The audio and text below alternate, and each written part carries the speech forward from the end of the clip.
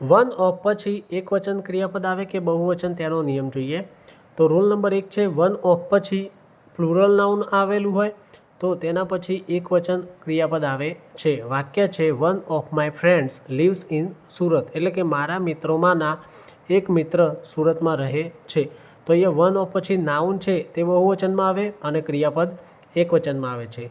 Rule number 2 છે one of પછી plural noun આવશે અને તેના પછી વુ અથવા તો ધેટ રિલેટિવ પ્રોનાઉન આપેલું હોય તો તેના પછી ક્રિયાપદ બહુવચનવાળું આવે છે.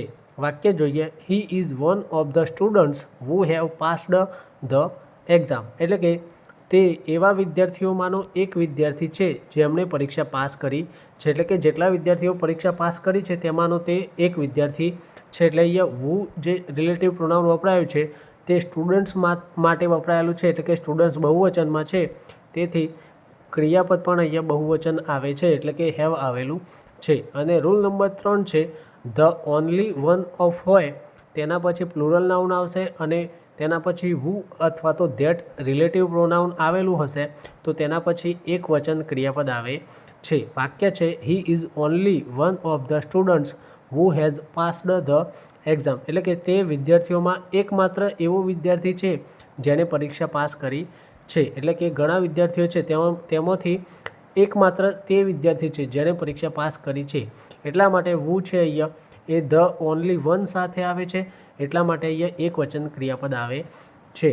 એટલે શોર્ટકટ અહીંયા જોઈ લઈએ કે વન ઓફ પછી નાઉન બહુવચન આવે અને તેના પછી તરત ક્રિયાપદ મૂકવાનું હોય તો એકવચનવાળું આવશે.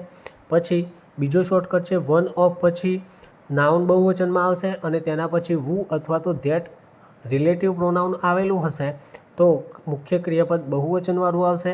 અને ત્રીજી શોર્ટકટ છે વન ઓફના પહેલાં ધ ઓનલી હોય, ધ ઓનલીનો મતલબ થાય એકમાત્ર, બરાબર.